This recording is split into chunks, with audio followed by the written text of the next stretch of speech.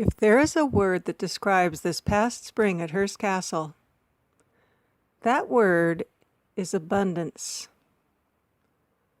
The abundance of color and fragrant scents, the blanketed walls of flowers, and the exquisite solitary blooms are laid out like a welcome mat for the animals that thrive here on the hilltop and the surrounding land.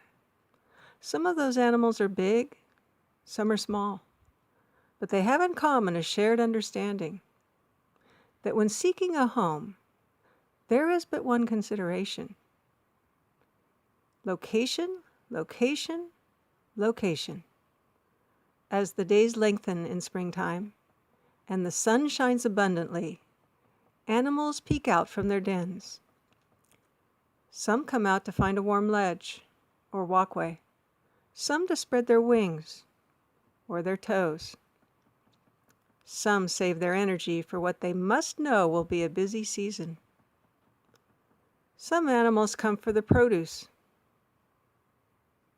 some for a little tree hugging. Others seek high perches,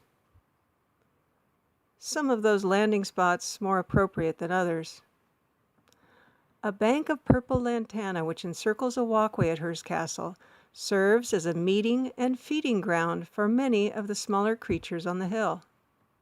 Tiger swallowtails, monarch butterflies, California sisters, Pacific orange tips are just a few of the many butterflies and moths.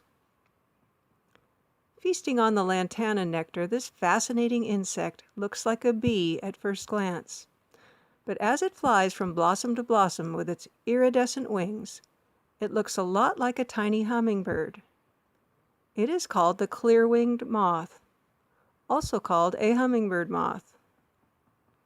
Hummingbirds pollinate the flowers here on the hill, traveling with such speed that it takes luck or a good trigger finger to capture a photo.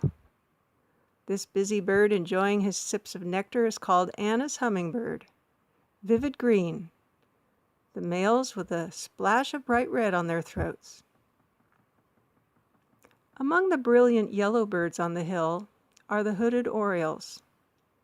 The males are bright yellow with black faces and white markings on their black wings. The females have much more muted tones. These striking birds meticulously craft their nests from palm fronds, using narrow, thread-like strips of palm to weave and then suspend their nests from the underside of leaves. As more Californians have chosen to plant ornamental palms in their properties, the range of the oriole has increased, extending north from Mexico. The orioles raise their young in these nests, frequently feeding their hungry chicks. After a time, those chicks will leave their nests to find their own perches. They will join scrub jays, stellar jays, brewer's blackbirds, dark-eyed juncos, mourning doves, finches, red-tailed hawks, red-shouldered hawks, oak titmouse, American robin, sparrow, barn swallow, California towhee, wild turkey, violet green swallow, turkey vultures, white-throated swifts, woodpeckers, and many more. Acorn woodpeckers deserve special mention because evidence of their activities is everywhere. They stash acorns up and down the palm trees, and just about anywhere there's wood. Their chicks learn to do likewise. Their faces seem to mirror the surprise of the beholder. How many did you say were expected for dinner? Squirrels abound on the hilltop, leaping from Italian cypress trees and running along tour pathways. During a typical tour season, they charm our visitors with their antics, stealing the limelight, no surprise there. These versatile creatures enjoy water, mostly drinking it, but on at least one occasion a squirrel took a short swim in the indoor Roman pool. according to a tour guide who witnessed that Olympic event. One can only imagine what happens after hours. Gray foxes find everything they need on this hilltop. We occasionally see their kits as they venture from their dens. Soon they will have the big job of providing for themselves.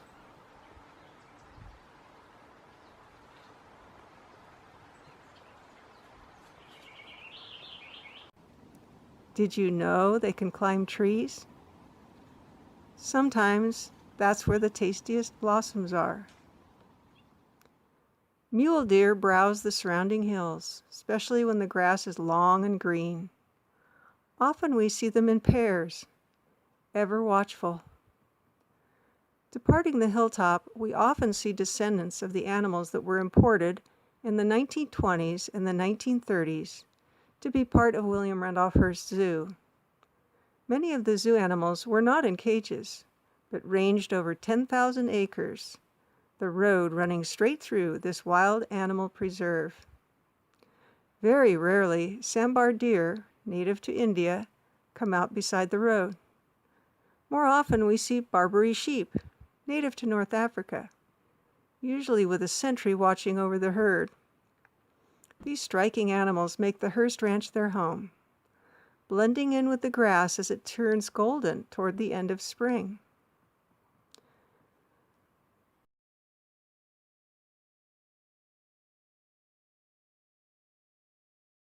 Zebras are perhaps the most startling sight for first-time visitors.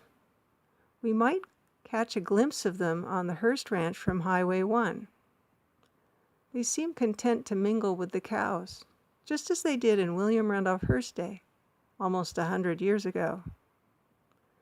Mr. Hearst's second-born son, William Hearst Jr., claimed responsibility for the zebras remaining on the ranch.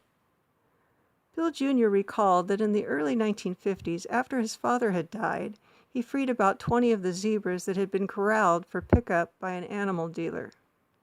He watched as they ran, headed most likely for the far reaches of his family's beloved ranch. He said he thought his father would have approved. For almost 3 decades, in the first half of the 20th century, Mr. Hearst provided with his hilltop estate and ranch a playground for his guests and for a variety of animals. Of the 1,000 telegrams and letters about the construction project that passed between Mr. Hearst and his architect, Julia Morgan, almost half of that correspondence was about the gardens. He knew they would be a haven for people and also for wildlife. What did Mr. Hearst do when his gardeners complained about the quail eating many of the annuals in the flower beds? He instructed his staff to plant more.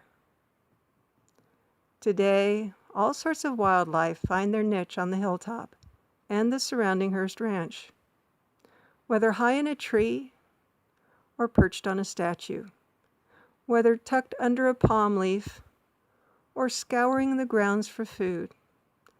And while they enjoy the abundance of their surroundings, they give back in equal measure.